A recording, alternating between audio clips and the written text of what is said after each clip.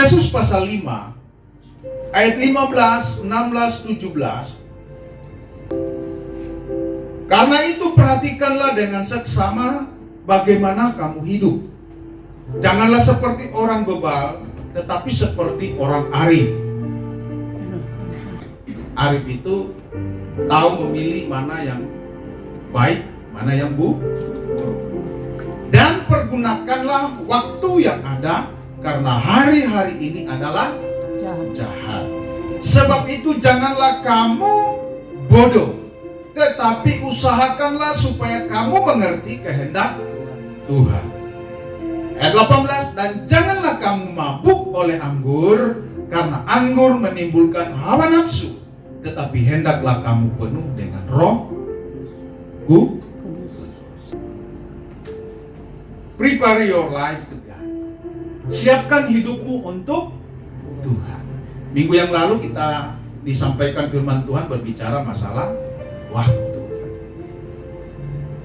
Waktu begitu cepat berlalu, saudara. Tidak terasa ada yang ulang tahun ini, dia tinggalkan lagi tahun ini. Yang tua bertambah tua, yang usur bertambah usur, yang muda bertambah tua, menuju tua. Berbahagialah orang yang umurnya 70-80 tahun, karena itu penggenapan firman. Dan berbahagialah saudara kalau umur saudara masih muda, tujuannya untuk memuliakan Tuhan. Baru-baru ini saya membaca satu artikel. Di artikel itu dikatakan di sana saudara, umur 35 tahun sampai 40 tahun itu umur yang menuju transisi kehidupan, di mana banyak orang-orang mengalami kematian di antara umur itu. Saya baca artikel itu dan saya mulai berpikir bahwa memang betul yang disampaikan bahwa umur 35 tahun sampai 40 tahun itu banyak penyakit, saudara. Banyak penyakit yang datang menggerogoti tubuh manusia. Mulai terasa pegalino umur 35. Kenapa ya perut saya kok tiba-tiba kembung? Padahal tadi saya tidak makan apa-apa. Kok kenapa ya pundak saya mulai pegalino? Dan saya mulai merasa sakit. Waktu itu, di umur itu, saya ini artikel ini mengingatkan saya masa lalu saya. Dan memang umur 35 ini masa-masa di mana kita mulai menuju masa transisi, suatu perubahan. Metabolisme tubuh mulai berubah, saudara. Yang tadinya mulai sehat, mulai merasakan sudah mulai pegal-pegal linu, mulai kram-kram, mulai kaku-kaku, saudara. Bangun pagi kok berat rasanya badan. Dan tahu ke saudara, 35 sampai 40 tahun itu masa uji coba kehidupan saudara. Apakah saudara bisa melalui untuk masuk 45 tahun? Nah saudara, saya kasih dalam Tuhan. Dan betul saudara, setelah saya baca artikel ini mengatakan seperti itu, saya mulai membuka Facebook saya dan saya melihat ada satu anak sekolah, umurnya seusia anak saya ini yang laki-laki karena dia SMA. Tanpa sebab, tanpa sesuatu, anaknya baik, tiba-tiba meninggal. Dan tadi juga saya membaca satu berita, mendengar satu berita, ada anak baik, anak SMA, begitu baiknya sama kawan-kawannya. Ada satu gerombolan anak SMA lain mengejar mereka, dan anak ini berlari, saudara, menghindari, tapi dia tidak bisa menjaga keseimbangan tubuh dan dia jatuh dan akhirnya dia ditikam dan mati. Betapa singkatnya hidup ini di dalam dunia ini, saudara. Dia tidak sampai umurnya 35 tahun. Dia sudah mengalami situasi yang buruk dan hidupnya dirampas dari dunia. Kalau saudara umurnya 35 sampai 40 tahun, Anda harus mengalami masa transisi di mana penyakit sudah mulai datang untuk menguji ketahanan saudara. Dan saya ingat betul ketika saya terkapar 41, hampir mati, hampir lewat, game over. Baru saya renungkan, sebelum Tuhan, penyakit ini saya alami tepatnya di masuk umur 35 tahun. Mulai saya merasakan. Dan saya tidak peduli waktu itu. Saya anggap biasa. Tapi setelah lama-lama akhirnya menjadi parah. Dan umur 40 itu ke atas sedikit, saudara, saya hampir. Hanya anugerah. Kalau bisa melewati semua karena anugerah. Nah, inilah alasan mengapa kita harus mempersiapkan kehidupan kita untuk menghadap Tuhan. Kalau kita tahu bahwa hidup di dunia ini singkat, berlalunya buru-buru kata firman Tuhan, berlalunya begitu cepat, tidak ada yang tahu kapan dia berhenti kehidupan ini. Bisa saja di saat kita berjalan tiba-tiba stop, bisa saja saat kita memasak tiba-tiba selesai, bisa saja di saat kita duduk di kamar membaca WA, membaca Facebook, terus kita game over. Kita tidak tahu kehidupan ini. Betapa pentingnya hidup ini kita persiapkan menghadap Tuhan. Kalau saudara masih merayakan ulang tahun, itu salah satu pertanda atau pengingat bahwa hidupmu semakin dekat back to home. Tahu? Kembali ke back to Father home. Betapa singkatnya kehidupan. Nah, firman Tuhan kita kembali lihat, saudara, dikatakan di situ. Karena itu perhatikanlah dengan seksama bagaimana kamu hidup. Perhatikan bagaimana cara hidup saudara dan saya. Bapak pendeta juga harus memperhatikan kehidupannya sendiri. Jemaat juga harus memperhatikan kehidupannya sendiri. Saudara datang beribadah bukan hanya sekedar datang duduk, diam, dengar dan pulang, tapi datang mengintrospeksi diri di saat beribadah.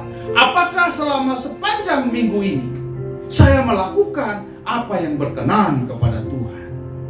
Apakah selama 7 hari dari hari Minggu yang lalu saya lewati, saya berjalan dalam rencana atau rancangan Tuhan?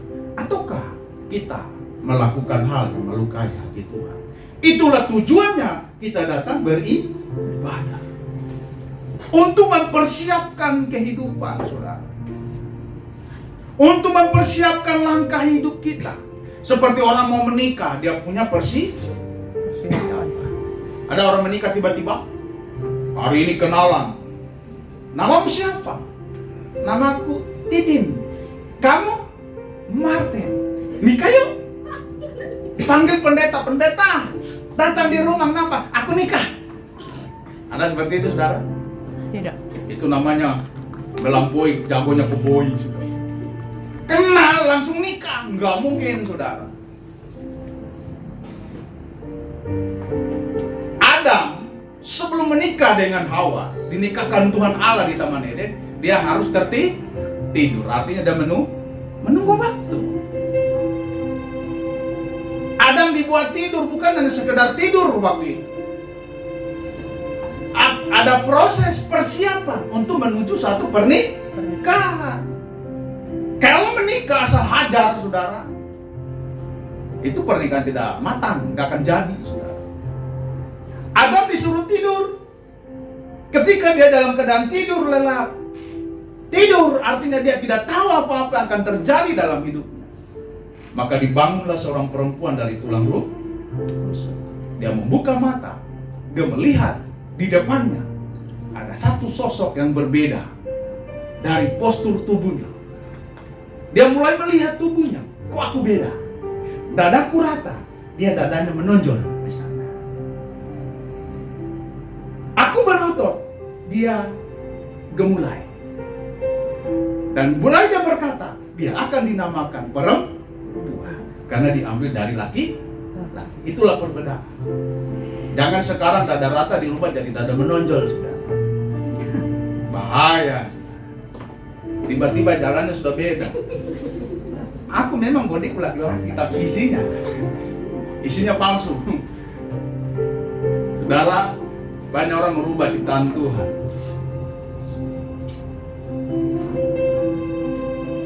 Jangan merubah. Tuhan menjadikan Hawa dengan persiapan yang matang. Diciptakan dia menurut seperti laki-laki itu. Maka dikatakan mereka menjadi satu daging. Tuhan tidak pernah merancang sesuatu tiba-tiba, instan dah, saudara. Tuhan punya program, cara bekerja. Nah, di dalam kehidupan saudara dan saya sebagai orang percaya, firman Tuhan mengajar kepada kita, karena itu perhatikanlah dengan seksama. Kata seksama itu dengan teliti, dengan sungguh-sungguh. Bagaimana cara hidup ini? Dikatakan di sana, bagaimana kamu hidup? Janganlah seperti orang bebal, orang yang bodoh, orang yang tidak tahu apa-apa. Sekarang banyak hal terjadi dalam dunia ini. Ada begitu banyak gemuruh-gemuruh terjadi. Gempa-gempa di mana banyak orang mati. Yesus berkata, menjelang zaman baru akan terjadi peperangan, gempa bumi di mana-mana. Kenapa anak Tuhan tidak khawatir dengan gempa bumi? Karena Alkitab sudah catat. Kalau ada orang Kristen yang bilang, kenapa mikir dong gempa? Jangan kok dong gempa, tidak bisa. Alkitab sudah bilang, harus terjadi gempa bumi. Bahkan akan banyak yang hilang dari dunia ini, saudara. Sepertiga akan hilang dari bumi ini, saudara. Betapa mengerikan kehidupan ini. Kalau saudara dan saya tidak serius mempersiapkan kehidupan kita untuk menghadap Tuhan, maka mungkin saja kita menjadi orang terhilang dari hadapan Tuhan. Mempersiapkan diri secara pribadi, berjumpa dengan Tuhan, tidak bergantung kepada siapa saudara dekat, kepada siapa saudara bersahabat, kepada siapa saudara berkenalan, kepada siapa saudara menggantungkan hidupmu. Untuk menghadap Tuhan, tidak ada wakil-wakilnya. Kalau firman Tuhan begitu tegas mengajarkan kepada kita untuk berjaga-jaga terhadap diri kita sendiri, pendeta saudara, gembala saudara, teman saudara, orang tua saudara tidak bisa mewakili Anda untuk memohon kepada Tuhan supaya anakku ini masuk, jemaatku masuk dalam kerajaan surga. Tidak ada haknya.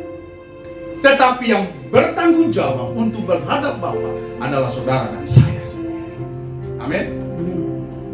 Face to face, self to self, pribadi dan pribadi Tuhan.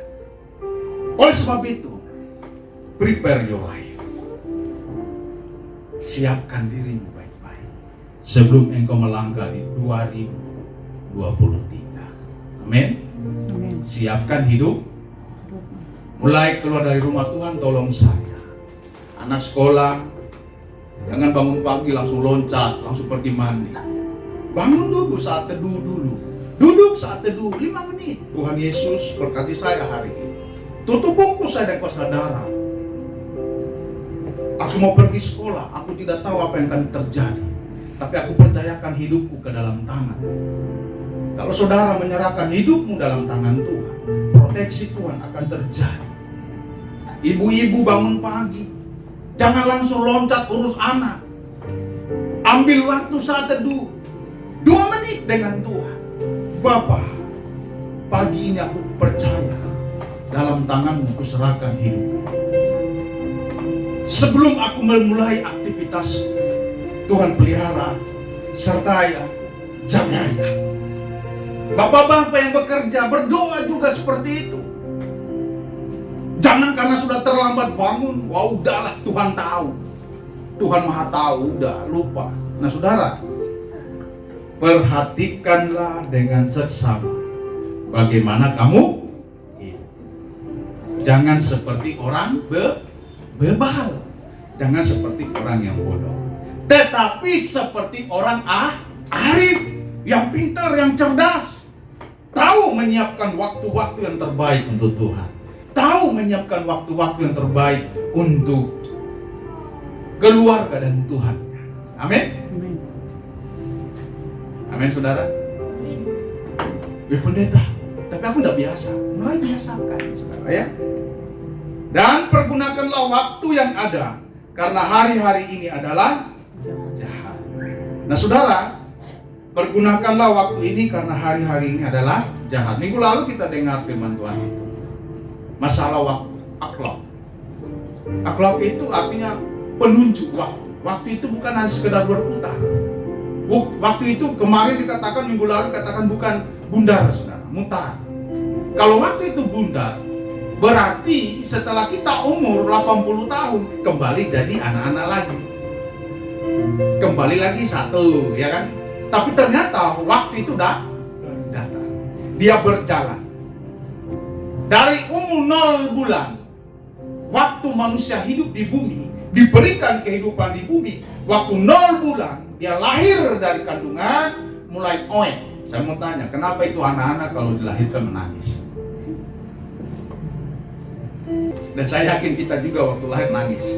Tahu kenapa menangis? Karena di dalam kandungan tidak ada problem. Dia tidak tahu apa-apa. Di dalam kandungan dia aman bersama mama. Dia tidak mengerti situasi di luar. Tetapi begitu dia keluar menjadi manusia, yang dia tangisi adalah kematiannya. Ketika dia lahir pasti ada kematian. Amin. Jauh sebelum manusia sadar terhadap kematian, tak jauh sebelum manusia itu tahu tentang kematian yang akan datang menimpanya, dia sudah menangisinya sebelum dia melangkah hidupnya. Karena pasti dia mati. Takdir kematian tidak bisa dihalangi. Karena kematian pasti terjadi. Kalau kematian bisa terjadi kapan saja, entah lewat penyakit, entah lewat kecelakaan, entah lewat orang membunuh orang lain, kematian itu datang, maut datang, tangisan itu pasti ada. Dan ketika datang renggut kehidupan, maka waktu bayi dia lahir, dia sudah menangisi. Makanya setiap orang yang mati tidak ada menangis. Saya mau mati. Tidak ada kan? Jarang. Ada orang mati di rumah sakit langsung tidak ada. Ada begitu banyak orang yang saya kunjungi, orang di rumah sakit waktu dia mati dan tidak menangis lagi. Dia hanya pasrah dan keadaan. Karena jauh sebelumnya dia lahir, dia sudah menangis kematian. Saudara yang saya kasih dalam Tuhan, orang yang berbahagia, yang meninggal dalam Tuhan, yang tersenyum adalah orang yang mengerti tujuan hidup, bahwa hidupku berharga. Amin. Prepare your life. Siapkan hidup saudara untuk masuk tahun 2023. Misteri bagi kita. Jangan anggap kita ini masih kuat hari ini, saudara. Wah, aku masih bisa lewati bulan Desember itu, pendeta, aku sehat, aku kuat. Tapi buktinya ada begitu banyak orang sehat. Sahabat saya begitu sehat, tidak ada penyakit. Kalau waktu itu sudah sampai di titik ditentukan, garisnya sudah finish, tidak ada yang bisa berkata tunggu, harus selesai. Saudara yang saya kasih dalam Tuhan, biarlah kita menjadi jemaat yang mengerti tentang mempersiapkan hidup kita. Saya mengerti saudara-saudara banyak pergumulan, banyak beban dalam hidup ini. Karena memang hidup di dunia ini banyak pergumulan, banyak masalah, banyak tantangan, banyak problem, saudara. Kalau ada manusia yang hidup di dunia tanpa problem, itu manusia yang super, saudara. Tapi ternyata saya setelah membaca-baca banyak buku dan saya melihat, menonton begitu banyak berita, orang-orang yang kaya raya pun mempunyai problem, saudara. Takut hartanya dicuri, takut hartanya hilang, takut dan takut. Ada problem ketakutan dalam dunia ini, saudara. Yang miskin takut tidak makan. Amin. Yang miskin takut kelaparan. Yang tidak punya uang takut tidak punya uang. Jadi hidup itu tidak lolos dari problem. Kolose pasal 4 ayat 5 berkata, hiduplah dengan penuh hikmat terhadap orang-orang luar, pergunakanlah waktu yang ada. Sama, saudara. Pembacaan tadi juga berkata, pergunakanlah waktu yang ada dengan maksimal. Menggunakan waktu yang ada itu maksudnya, carilah Tuhan selama dia berkenan ditemui oleh. Nah, sebab itu janganlah kamu bodoh, tetapi usahakanlah supaya kamu mengerti kehendak Tuhan. Tuhan, jangan bodoh. Jadi kalau Bapak Gembala suruh, ayo datang ibadah, ayo datang gereja, itu kita pergunakan untuk mencari apa yang Tuhan mau dalam hidup saya. Amin. Amin. Saya berharap saudara diberkati Tuhan. Saya lihat wajah-wajahnya ini, walaupun saya khotbah agak tegang-tegang, tapi wajahnya ceria semua. Saya tahu Desember mati menggema ya. Nggak sabar kita ini. Waduh, Pak Gembala jangan terlalu lama khotbah. Saya sudah mau siapkan semuanya ini. Saya sudah mau beli sepatu baru, celana baru. Ya. Saya diam-diam di rumah, saudara. Ibu Gembala kasak kusuk kiri kanan. Pak, bagaimana seragam? Sudah. Saya nggak mau ngomong karena saya tahu kapasitas dompet saya. Walaupun tebal, isinya kosong, saudara. Saya banyak diam. Kasak kusuk. Tiba-tiba datang hadir. Pak, ini kemejanya cocok. Tumben-tumben saya dibelikan. Saya nggak mau bicara karena kalau saya ngomong nanti dah bayar dulu Pak. Saya diam aja sampai hari ini.